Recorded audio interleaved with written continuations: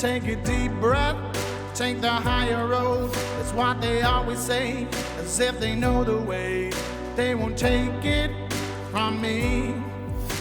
But don't ever doubt yourself, 'cause life ain't just a dream. You make your own, so kick and scream.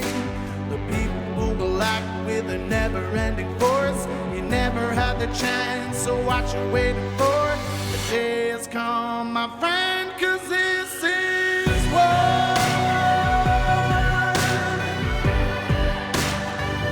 It's time and this is war.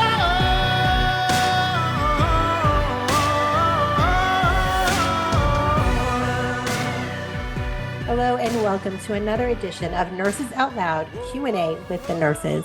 I'm your host, Nurse Kimberly Overton, and I am joined today by Nurse Melissa, Nurse Michelle, and Nurse Jody. Together, we are here to answer your burning questions, address your comments, and provide the support that you need on your healthcare journey. This is your chance to be a part of the conversation. Each episode, we feature your questions and comments, tackling the topics that matter most to you. From career advice to self-care tips, we are here to empower and uplift our community. So send us your questions, share your experiences, and let us know what you want us to discuss. We are here to create a space where we can all learn, grow, and thrive. Remember that this is not just about us sharing our knowledge. We want to hear from you. Your voice matters and your experiences are valuable. So send in those emails to nurses@americaoutloud.com. We will be featuring these questions and comments every Friday on this special Q&A episode with the nurses. We encourage all of you to engage in the battle and find your voice in this fight. But until you are able to do that, we will continue to be that voice for you. And before we get started today, we received some sad news yesterday. And I do want to take a few moments to honor the life and legacy of Dr. Jim Meehan, who we sadly lost this past week after a courageous battle with an aggressive form of cancer. And Dr. Meehan was a warrior in the fight for medical freedom, and not just in this latest fight brought to us by COVID. He has been standing in the gap to protect children and ensure informed consent was given to patients for decades. I was honored to sit on a medical panel with him last fall at the Back to Basics conference in Massachusetts. His contributions to the movement have been endless. I wanted to share these powerful words written by Dr. Meehan. I will no longer vaccinate my children because I am a well-trained medical doctor and former medical journal editor that has studied the vaccine research and analyzed both sides of the evidence. Because I know how to read the medical literature, recognize bias, and discern characteristics of good and fraudulent research. Because I know that too much of the science supporting vaccines is fraudulent drivel bought and paid for by the vaccine manufacturers themselves. Because I understand the risks of vaccination as well as the benefits of my children and grandchildren encountering and overcoming the wild type diseases naturally. Because I know that diseases like mumps, measles, and chickenpox aren't dangerous and untreatable diseases that justify the risk of injecting toxic ingredients into the tissues of my children. Because I have seen the evidence of neurotoxicity from ingredients like aluminum, polysorbate 80, human DNA, and cellular residues from the human cell lines upon which many of the live viruses are grown. Because I've seen vaccine manufacturers like Merck promote what they knew was bad medicine for profit, kill 60,000 patients with Vioxx. And I have no reason to believe that they wouldn't do the same thing with vaccines, especially when you consider they can't be sued when their vaccines maim or kill children. Because I believe the vaccine industry has thoroughly corrupted the science and safety of vaccines. Because I recognize the aggressive and unreasonable tactics of a multi-billion-dollar pharmaceutical industry desperately working to maintain the illusion of vaccine safety, keep consumers consuming, grow their markets, and increase their profits. Because I have met so many families whose children were stolen from them by the battery of vaccines administered at pediatric vaccine visits. Because I believe the U.S. vaccination program has become a progressively dangerous assault on the health and lives of the children of America. Because I am awake and aware, I will not vaccinate, nor will I remain silent as the pharmaceutical and medical industries pretend that vaccines are safe and effective. Powerful words indeed. All of us at Nurses Out Loud wish to extend our sincerest condolences to Dr. Meehan's family, friends, and loved ones during this difficult time. If any of our listeners feel led to do so, I will post a link to the Give, Send, Go campaign in the show notes that will accompany this episode. Donations to assist his family with mounting medical bills and final expenses are greatly appreciated. Godspeed, sir. The world is a better and brighter place for having had you in it. We are grateful for the life and the legacy that you leave behind. Ladies, thank you for joining me today. Very sad news to start the show with, unfortunately. Wow, I will have to say that I got chills several times while you read that.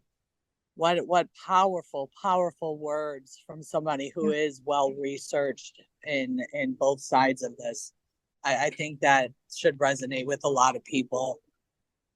Yeah, he was incredible, and he was an absolute warrior, and always, publicly challenging pediatricians and offering to debate them on what they considered the gold standard of safety and vaccine research, when he knew that there's no such gold standard vaccine. They have no idea what they speak of, these pediatricians. And he challenged so many of them to public debate. And of course, the same as when we challenge, we never get a response, right? But he was a very brave and courageous warrior. And like I said, he's been in this fight for decades. So we thank him for his contributions. All right. Well, I wanted to get started with the questions. Interestingly enough, the question of the week was actually regarding cancer treatments. So I guess this is a good segue into that.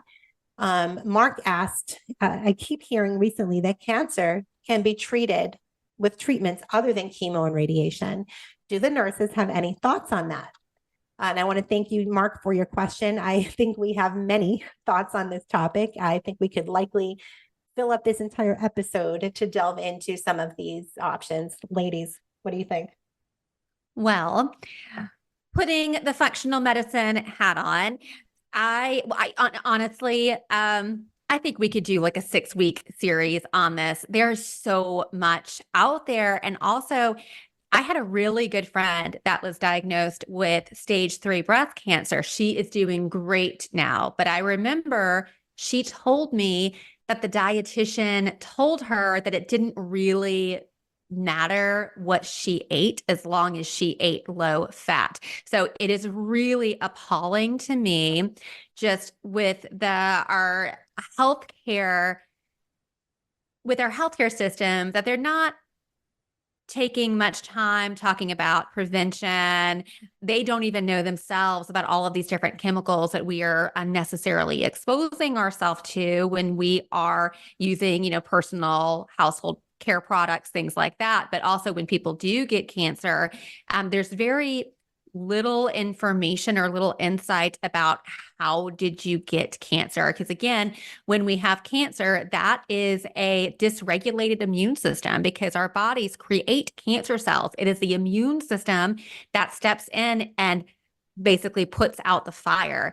And there have been there's been many studies on things like high dose vitamin C and also mistletoe, like mistletoe IV therapy. Like that's something that has been studied when it comes to cancer. But again, with the pharmaceutical industry, the pharmaceutical industry did not just, happen to find Jesus when it comes to vaccines and cancer. They're looking to make a lot of money. And I'm not saying that people cannot benefit from some conventional treatments. We're all different.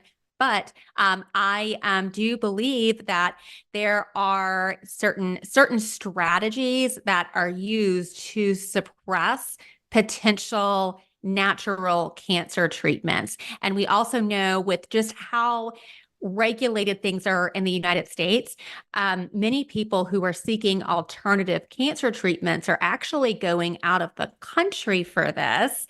And there are integrative functional medicine oncologists that are reporting success rates with using natural therapies. And a lot of people don't even know about these therapies that are out there and are available to them.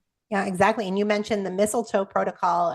So the mistletoe protocol, that's the liquid extract of the mistletoe plant that's actually been used in as an alternative method to treat cancer for like, I believe almost a century, right? And naturopathic medication. It's widely researched and prescribed for cancer patients across Europe. Yet in the United States, where we're way behind on everything, apparently. But numerous studies have shown that mistletoe therapy can enhance patient survival rates and improve their quality of life. Yeah, and I've heard a lot of research being done on like caloric intake, and also doing fasts on a regular basis. It's interesting how biblically, the Bible talks about fasting and fasting in prayer and just fasting in general. And you look at now how that has a physiological effect on our body.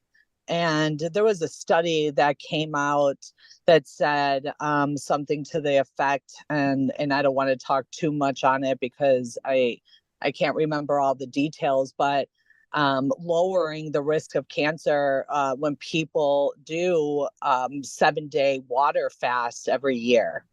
And I just think that's just another benefit to it. Yeah, there's a lot going on with that. Back in 2019, my hospital needed a chemotherapy nurse, and I got chemo therapy certified. And I worked for about 4 months with the Native Americans.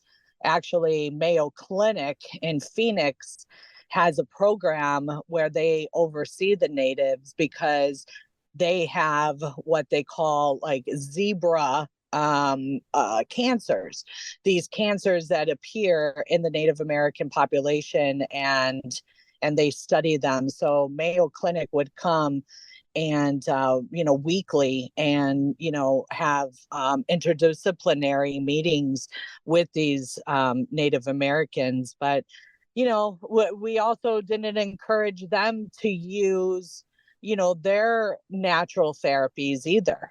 So I think in the United States, many people can agree that we are just big pharma ran all, and we just create so many diseases and sicknesses, especially with us, allowing big pharma to market and advertise on our nightly news. Whenever I travel out of the country, I don't see that type of stuff.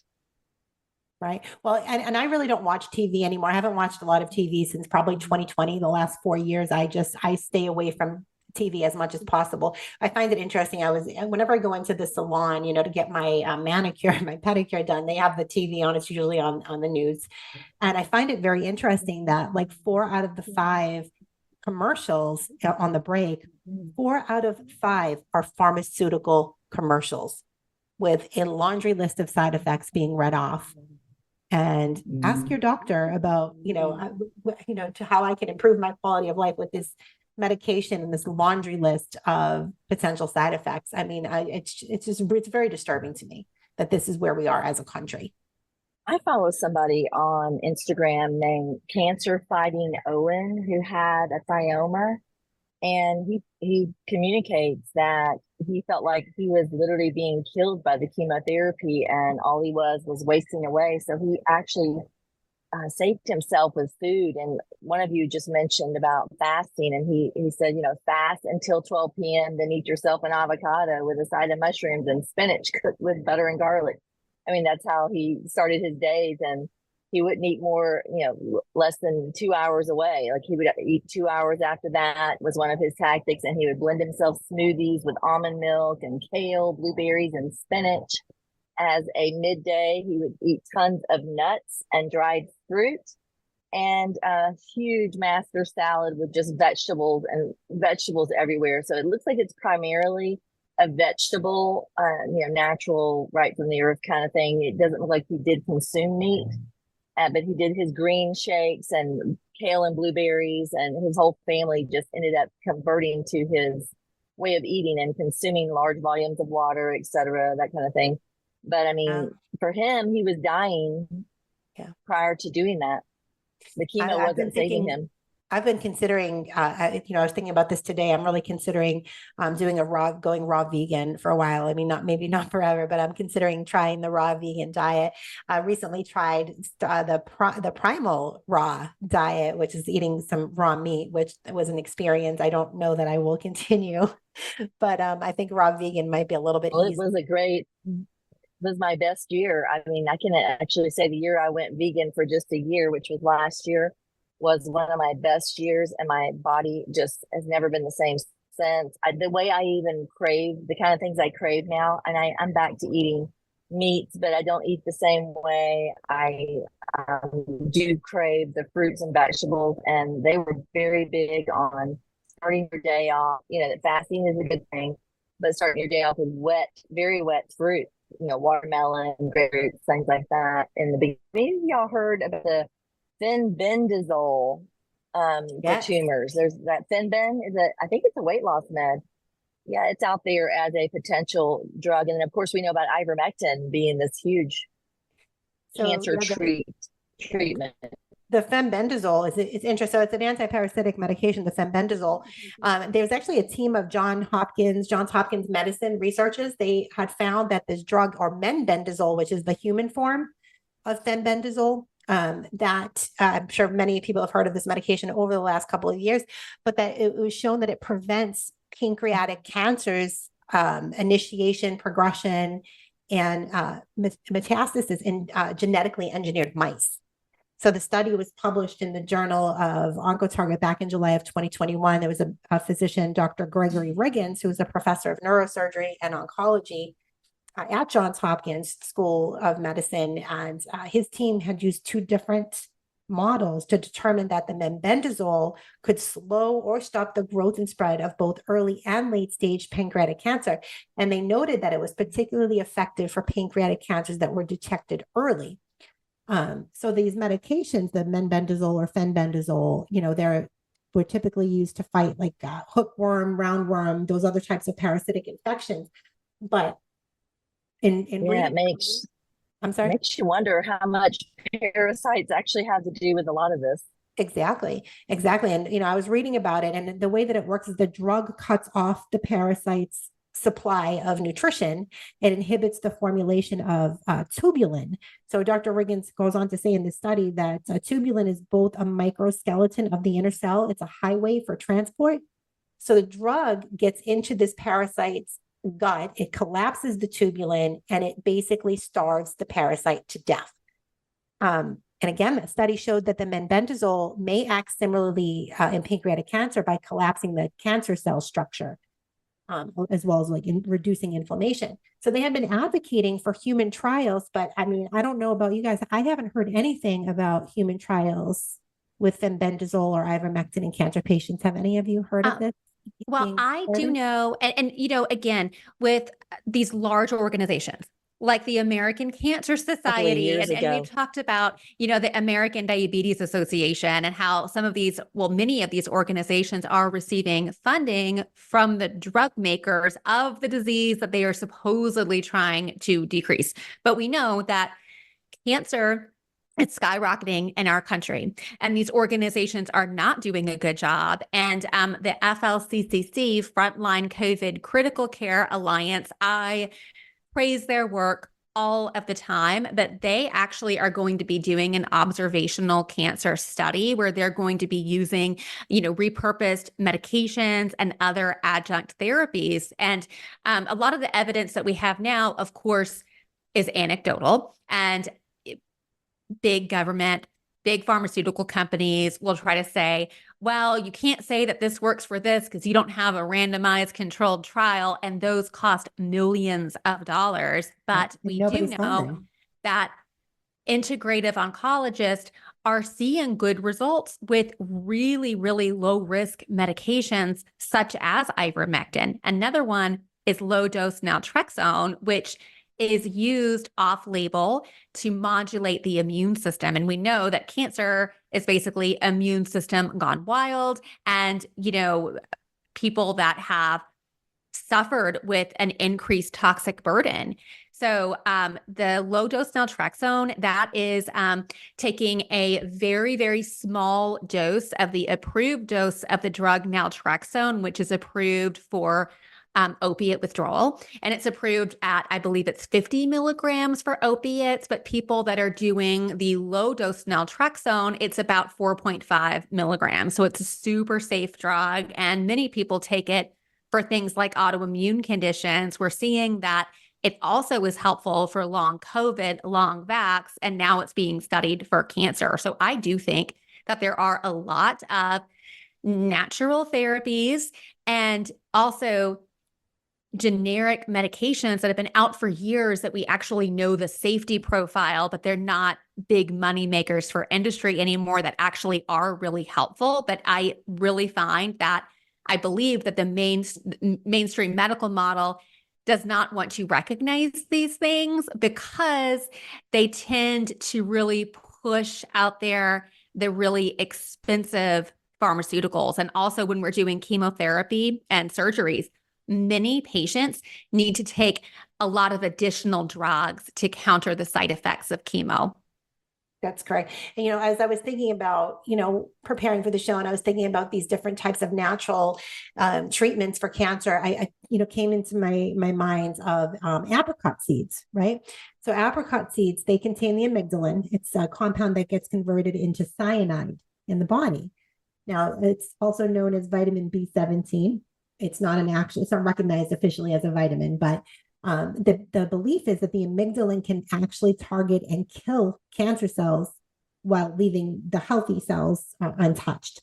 And that's based on the idea that the cancer cells have more of the enzyme beta glucosidase, gosh, I can't talk today, glucosidase, which releases the cyanide from the amygdalin and causes a toxic effect on the cancer cells. So as I was talking about this or thinking about this earlier, I reached out to our good friend, Robert Scott Bell, of the Robert Scott Bell Show. And I spoke briefly with him this afternoon, and I was just kind of asking him, what would you say to those who would warn against the use of apricot seeds as a potential treatment due to the risk of cyanide poisoning? And because that's the thing is the scientific evidence supporting apricot seeds for any type of cancer treatment is very limited and controversial, right? Because of course it is. The standard of care in this country, as Melissa's just stated, is chemo, radiation, and surgery, period. Those are the money makers. And, let's not forget that cancer is a $1 billion industry. I mean, probably more than that when you think about it.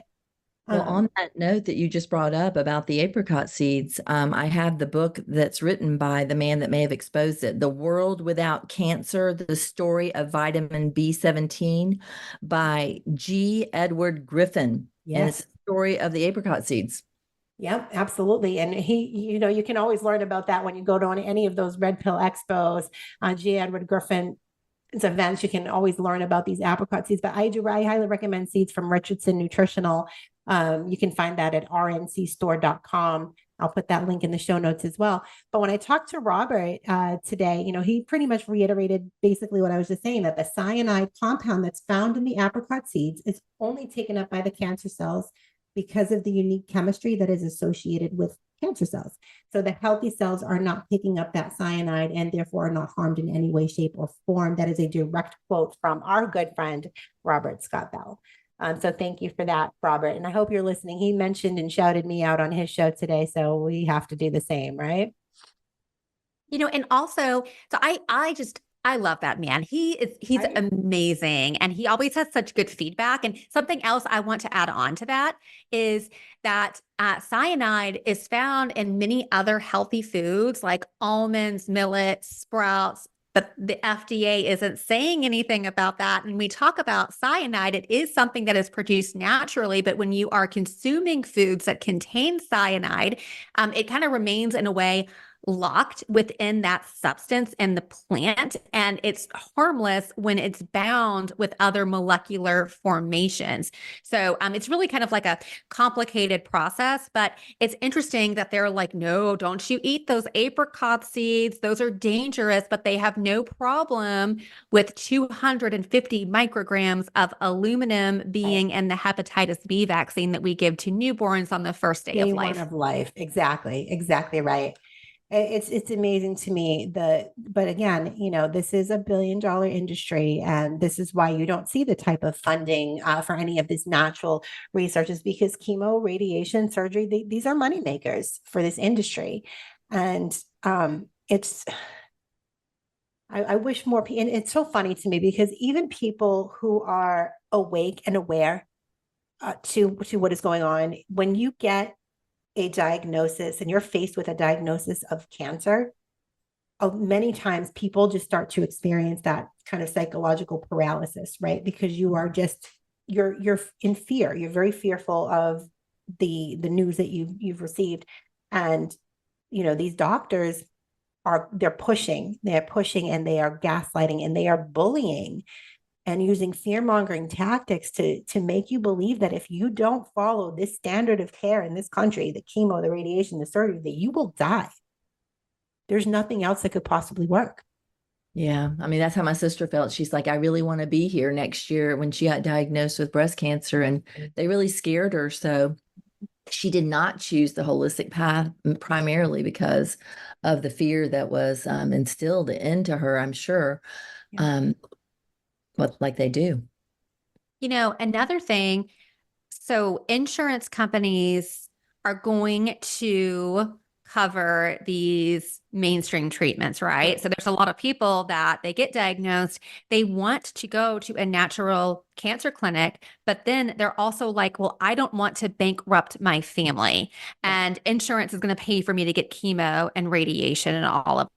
So I think it's really a shame, because we know that insurance companies and the pharmaceutical industry collude on many things together. Absolutely. And, I wonder, and I don't know, and maybe one of you ladies will know this, if you do like a HSA, like a health savings account, can those funds be used for natural treatments like that? Like for, if you were saying going out to Mexico or Germany or any of these other countries that are well ahead of the United States in alternative cancer therapies, is that something that could be utilized?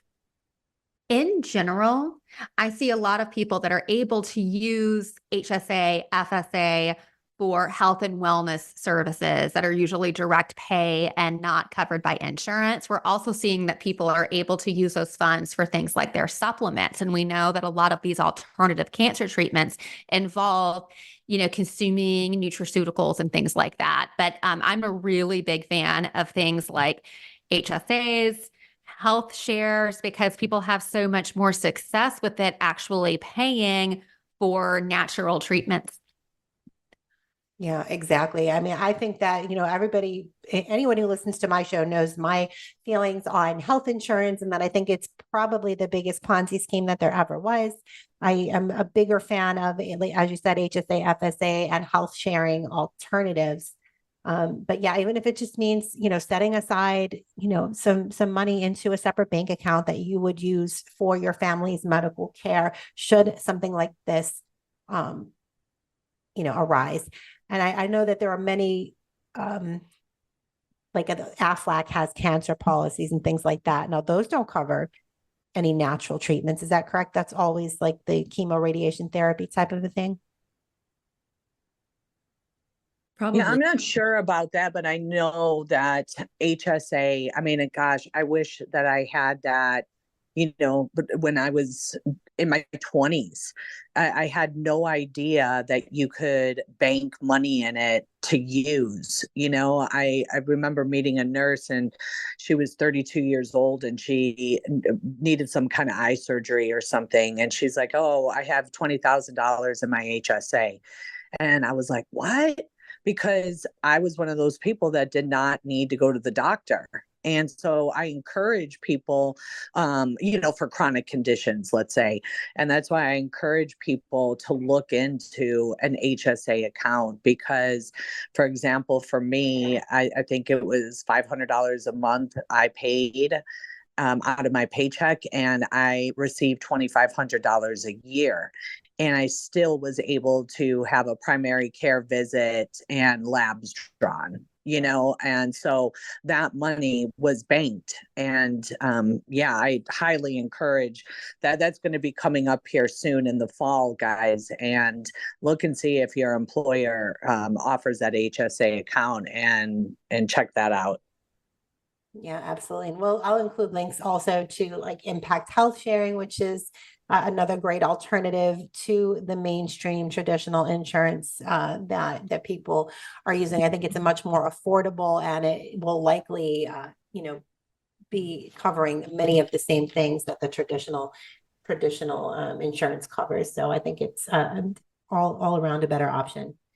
All right, well, I let's dig into. We're did. going to go to break really quick, though, and then we will come back and talk a little bit more about alternative cancer therapies in this country. America Out Loud Talk Radio plays on the iHeartRadio network. You can also listen on our media player from any web browser anywhere in the world. We have the best in-class apps available on Apple, Android, or Alexa, 24/7. Great talk radio. All of our shows go to podcast the following day. You can hear them on apps such as Spotify, Stitcher, Pandora, iHeart Podcast, and many more. Be sure to subscribe and rate the show on Apple Podcasts for me. Don't forget to check out our online store at americaoutloud.shop, where you can find all of the products that we represent on our network at a discounted rate. We'll catch you on the other side of this break. Stay with us. It's time and this is war. Do you know there's no other condition that I'm aware of where vitamins and supplements make such a big difference than COVID-19? We have an abundance of data that we need to be replete with a variety of micronutrients, and that includes vitamins, minerals, and other substances our bodies need. I rely on Healthy Cell Super Boost. That's Immune Super Boost. It's a gel pack that can be taken every day. I like to do it before I exercise and before I go out. It's a wonderful supplement. It gives me the immune super boost that I need. Go to healthycell.com, use the promotional code OUTLOUD, and get a discount on your first order. Let's get real. Let's get loud on America Out Loud Talk Radio. Maintaining a strong immune system has never been more critical. Nutrition company Healthy Cell created Immune Super Boost to help you strengthen your immunity. Unlike other supplements that don't work, Immune Super Boost is not a pill. It's a gel you swallow with ultra absorption of science-backed nutrients proven to support immunity, like vitamin C, D3, zinc, elderberry, and echinacea. Go to healthycell.com and use limited time code OUTLOUD for 25% off your first order. Risk-free. Love it or your money back. Guaranteed. healthycell.com, code OUTLOUD. Cardiovascular disease is the leading cause of death and disability. Today's high-stress, on-the-go lifestyle makes it hard to stay heart healthy. Lifestyle changes like exercise and diet are critical, but you can also support your heart with concentrated nutrients. Healthy Cell created Heart and Vascular Health to support 3 aspects of heart health: cholesterol, blood pressure, and triglycerides, with CoQ10, vitamin K2, resveratrol, and soluble fiber. And Healthy Cell's not a pill. It's a patent-pending gel you swallow with ultra-absorption of science-backed ingredients. You would need to take 13 pills to get the same amount of nutrients in each gel pack. And these great-tasting gels come in a small packet. Tear off the top, shoot it down, or mix it in water. Get heart healthy. Go to healthycell.com and use code OUTLOUD for 25% off your first order. healthycell.com, code OUTLOUD for 25% off. The Natural Colon Cleanse. It's the ultimate digestive tune-up with Oxy Powder. It's crafted to alleviate the discomfort of gas, bloating, and occasional constipation. There's a reason why Oxy Powder is our #1 seller. It works. Go to americaoutloud.shop and get 15% off using the code OUTLOUD. Global Healing, giving you the power to take control of your health naturally. We wouldn't go a day without washing our hands, brushing our teeth, and washing our nose. Well, wait, we wash our nose? Yes, the number one place where bacteria, viruses, and pollen enter the body is through the nose. So the average person breathes over 23,000 times a day. That's 23,000 opportunities for bacteria, viruses, and irritants to get into your nose and make you sick. For an extra layer of protection, wash your nose with Xlear. That is Xlear, Xlear.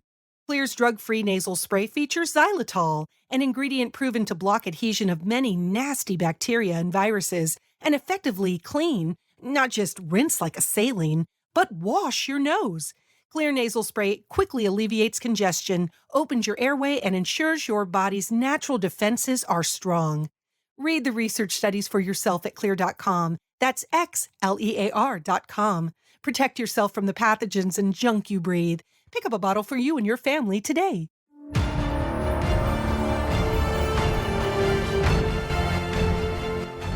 Many voices, one freedom, united in the First Amendment. Our goal is to herald the voice of genuine liberty at AmericaOutloud.news, a place where you'll find the naked truth expressed with a patriotic heart.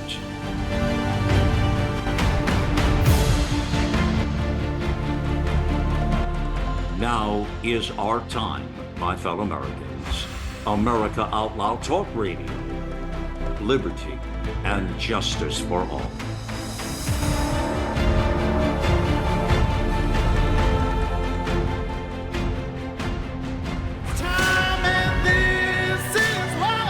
Welcome back to Nurses Out Loud on America Out Loud Talk Radio. I'm your host, Nurse Kimberly Overton.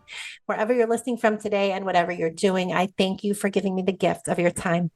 Be sure to make AmericaOutloud.news your daily stop for all the latest news and happenings.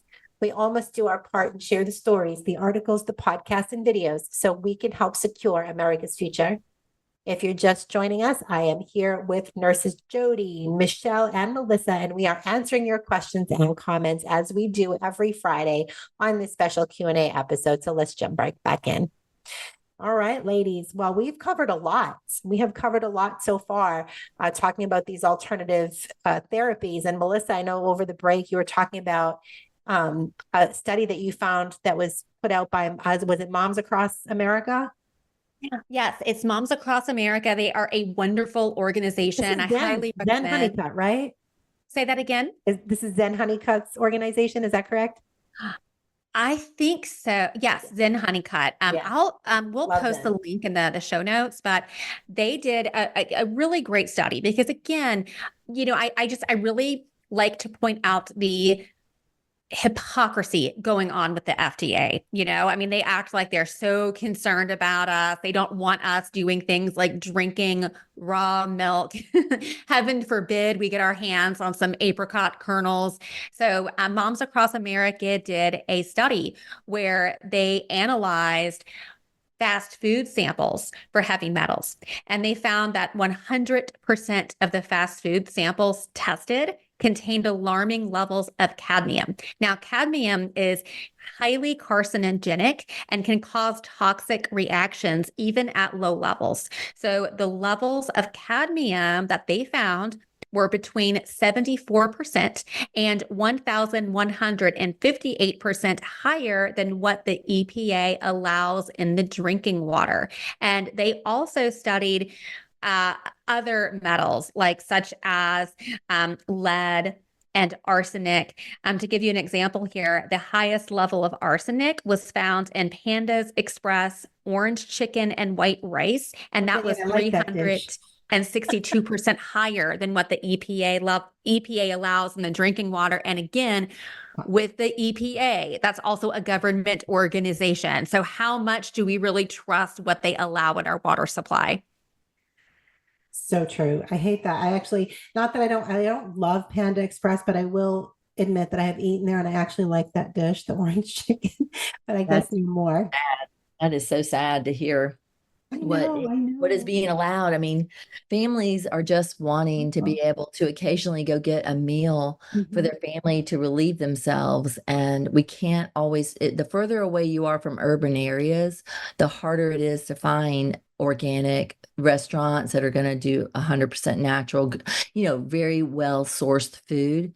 It's very hard to find that. Yeah, it's interesting. Like when I was doing my master's program, I had to do a windshield survey, and I was like looking at fresh food options versus fast food options in my city that I lived in at the time, which is Hendersonville, Tennessee. And I can't remember the exact numbers, but within like a 5 mile radius, there were like hundreds and hundreds of fast food restaurants: Taco Bell, McDonald's, Burger King. They have, I don't know how many chicken strip joints in Hendersonville, Tennessee. They call it like the chicken strip or something like that. Right. But there were like maybe just a handful of any fresh food, organic, natural options, which is very sad. And it's like that everywhere you go. It's Yeah. very, very sad. Yeah. And what's so interesting, and I feel so bad for these children. Now, Moms of America they were also testing cafeteria food in schools and found that school lunches were also contaminated with agrochemicals and pollutants. And then also we know that fast food companies are often the suppliers of school meals, which is really sad. But we have our country is sick, but these poor children, this is the sickest generation of children that our country has had. And they're having behavioral issues, autoimmune disorders, allergies, eczema, asthma. The parents take them to the pediatrician, and what do the pediatricians do? They just put them on drugs, and that drugs can even further increase the toxic burden because they can affect the microbiome, and then it's more that the liver needs to process. So it really is very alarming to me that, just the physicians in our country, the vast majority of them don't even think about these kinds of things. They don't think that toxicity is a player here. They only are recognizing, like extreme levels of things like, lead poisoning. Unbelievable. Yeah. And to your point, like I can remember when I was in high school, and that was, it was a few years ago, quite a few years ago. But even back then, they had like a Pizza Hut. They were serving Pizza Hut, and then they had the vending machines that were full of junk food.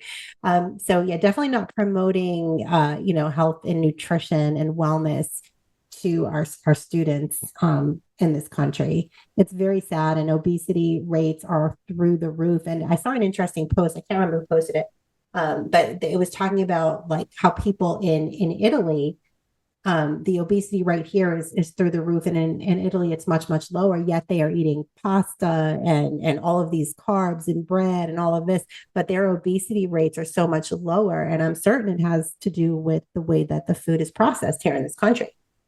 That's really troubling, because wouldn't we all love to be able to enjoy some pasta more often? Exactly. We're just going to have to go to Italy, apparently, and I'm okay with that. So. The food's higher quality over there. We went to Italy on our honeymoon, and my husband and I, we noticed this. We were like, these people, they eat bread, pasta, and drink wine all day long, and everyone is skinny, And with the food in America, we are also exposed to so many endocrine disrupting chemicals. And there are even chemicals called obesogens, which are directly linked to obesity. And people from Europe, I've heard many stories where people from Europe come over here and they get sick from eating our food. Yeah, I could tell the difference immediately when I had gone, when Jody and I were in Colombia. I noticed the difference immediately from just eating that food there. Like I was doing a lot of juicing and just eating a lot of the fresh produce and food over there. And I just felt so much better for just a week of eating that food versus what we eat here in the US, which is just, I mean, it's disgusting. I don't even know how else to describe it other than disgusting. I had to cut through a state park recently to get to a shortcut, and this park has a gorgeous lake, and families love to come there, bring their kids to swim, all that kind of thing. And on the entire roads leading up to the actual lake where you go over the reservoir, there was men spraying what looks like Roundup all over the place, and we were like above the lake at that point. And I said to my son, I'm like, Well, that's all going to run off right into that lake, and nobody can supervise it because those were private properties before it. So the fact that our country has allowed these kind of toxins to come onto our Earth, onto the planet, where we are living right now in America, that's just heartbreaking. And even every time I buy a new house, I mean, I'm thinking, okay, what do I have to do to remediate this soil? Because I have no idea what they sprayed on the dirt that I might want to plant a garden on. It's really sad. Well, they've got to kill those dandelions, right? Oh, when we want to make dandelion syrup, that's what my daughter and I enjoy doing. It's so sad. No, it really is. And we talk a lot about vaccines and how vaccines can be causing an increase in the incidence of cancer, but it would be very short-sighted for us to believe that vaccine is the only problem here. They are coming at us from every angle, whether it be the food that we eat, the water we drink, the medications that we take, and the very air that we breathe. They are coming at us from every angle. And that's why I think it's so important to really focus on regular detoxification, because there's no end in sight to what they're going to do, and the ways in which they are going to literally try to poison us. And I agree with you. It's such a multifactorial situation. And we don't live in the world that God originally designed for us. I mean, we have over 80,000 different chemicals that are for use in commerce, and far less than 10% of those chemicals have ever been safety tested. And usually when they release a new chemical out into the market for use, they just put it out there. And then later they find out that it's harmful. And then they're like, whoops. And then they take it off the market, like with BPA. They're now saying that BPA is dangerous. So you're going to see all of these packages and stuff like that say BPA free. But what they did is they just replaced it real quick with BPS, which also is not safety tested. So I just always tell people, it's like, you don't want to live in a bubble. You don't want to be scared of everything. You want to have balance in your life. But when there's a brand new drug or a brand new vaccine or some new product with a whole bunch of chemicals in it, you need to read the labels, read what you're putting into your body. If you are, getting a new lotion or something, read those ingredients. And if there are chemicals and you can't pronounce them, don't put it on your body. Don't put it in your body. We don't think about that often enough. We just don't even think about it. There's a movie that everybody ought to add to their watch list while it's still on Netflix. It's called Dark Waters, and it does expose what DuPont did, what they were dumping into the soil and killing off cattle nearby. But by the time they'd finished the entire study after they were exposed, because of one Lone Ranger man determined for justice, he exposed it. And they did, I don't remember how many thousands of people they did blood work on, and discovered that I believe it was 90% of Americans have Teflon in our bloodstreams right now because of the damage that's been done from DuPont. That's not surprising to me, unfortunately. Yeah, the EWG Environmental Working Group, they did a study where they were actually testing the tissue of umbilical cords, and they found that the majority of these babies had like very high levels of different chemicals and carcinogens and things like that. And when you think about that, it's like, this is a brand new baby, and this is what they're starting off with, so they're not even starting off with a clean slate. So sad. Yeah, it truly is. My son that has two babies, about to have his second baby, they're so wanting to have the farm life where they grow everything in their yard and have their own little piece of land where they do everything they can to guarantee their kids are going to have the best options possible. It's going to be a hard battle for them, but it's encouraging to know that them and several young people like them are pursuing that. Yeah, honestly, I think that's the only way, is if you're growing your own food and you're, slaughtering your own, animals and raising your own animals. I think that's the only way that you can ensure that you are not going to be poisoned by the food supply. And even stores, I thought I was doing really good by shopping at Whole Foods lately. And I've heard that Whole Foods has some very questionable ingredients as well. Yeah, when I go to Whole Foods, and again, I promise, guys, I am not like looking at everyone and judging what's in their cart, but I just happen to notice a lot of people go there thinking that they're going to go get healthy food. But I think the American mindset is that food comes out of a package, and there is so much greenwashed, packaged, processed crap that you can buy at Whole Foods, So I always tell people it's like the healthiest food that you can eat is food that does not require a label. Go get an avocado, a banana. I mean, there's and honestly, when we go and we purchase processed food, it ends up being a lot more costly than if you're getting fresh food. Yes. And as thinking about these types of grocery stores that offer these types of wholesome foods like Whole Foods, what do you think about it? Like Sprouts? Is Sprouts a better option? I wish I knew which one was better. We have Trader Joe's near me, so we go for their organic options they have. So I know that with Whole Foods getting bought out by Amazon, of course, there are some issues there. When you purchase organic food at the grocery store, so because we have big food, they're constantly lobbying. There are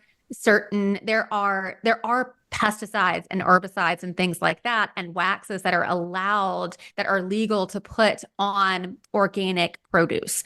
But I think that like what they're putting, the pesticides and herbicides need to be considered to be organic, but there's some questionable things that go on there. I think that the best thing to do is buying directly from a farmer, but also, that can get really expensive. A lot of families can't afford that. And, there are a lot of people that don't have access to a farmer like that. So what we do in our family is we just prioritize things very differently. And for me, we will buy secondhand clothing and things like that. That way we can afford to purchase organic foods and to support our local farms. But yeah, getting your food, going back to what our grandparents, our great grandparents did for years, getting your food that was locally grown and having a relationship with that farmer when you know them and you know their farming practices,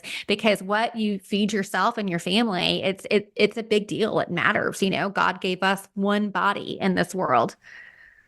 Yeah, exactly. And, like you said, it is expensive. We were looking at, I got some raw milk. It was $12 for a gallon of raw milk. I mean, that's so expensive. And even though it's the healthier choice and that's the choice that you want to make, it is really about, as you said, it's about prioritizing and being able to you spend your money wisely, and whatever it takes to be ensured that you are having foods and drinks that are not laden with chemicals. I love what you all decided, Melissa, trying to do the consignment clothes and things like that. With having 6 children, we had this flip of clothing twice a year in a city I was living in. And I was literally able to resell so many things and make so much money off what I sold from my kids, and be able to purchase all of their next season clothes at this massive consignment sale that would happen twice a year. And I asked the families who were hosting it, because I was sure they were making a lot of money. And because we only got a percentage, right? We got about 60%, but they got the rest of it. And they said 2 women made $600,000 a year on those 2 events, and they both cleared $300,000 each.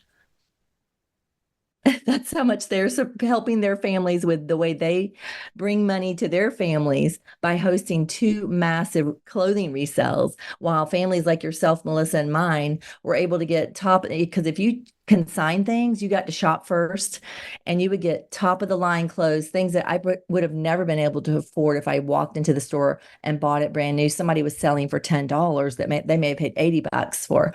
And it was just wonderful. Everything, toys, everything. Oh, yeah. For so long, when I was in my 20s, I lived paycheck to paycheck. So I had to go buy used clothing and things like that. And now that I don't necessarily have to go do that, I'm like, well, I don't want to go pay full price, because you can get some really, really good things secondhand. And, I also hear, people, human nature. We like to do whatever's easier and more convenient. And, I see a lot of people, I've noticed this in my practice where people are like, well, I just can't afford to eat organic. But then they're going out to dinner and having several drinks at night. And then they're going on like big vacations and things like that. So I think it's so important to just reframe how you think about your health. And I said this on my show a couple of weeks ago. I was like, yes, it costs money to eat healthy and to have a healthy lifestyle. But when you look at this from like a bird's eye view, say that you get so sick that you have to retire 1 year early, or say that you end up disabled and unable to work, like how much of like loss of income is that? And then also you can't put a price on, what it's like to have to deal with disability and suffering. So true. I said this recently, like when I talk often about how I can't afford to shop at Whole Foods, but on it, or, to buy organic food. And the truth is that I can't afford not to. And I think that's true for all of us, is that we cannot afford not to eat as clean as we possibly can. I think that's really we did it, ladies. We filled the entire show with this one question, which we do try to get multiple questions and typically on our Q&A episodes, but I knew that this was going to be one that we could really dive out and go in depth in. So thank you so much, ladies, for your contributions to this very important conversation. And I hope that our listeners will find some value. We'll of course, supply you with all of the links and everything that we talked about in the show notes that will accompany this episode when it goes to podcast. That is all the time that we have for today, friends. But remember, we are here on the air 5 days a week, Monday through Friday at 10 a.m. Eastern.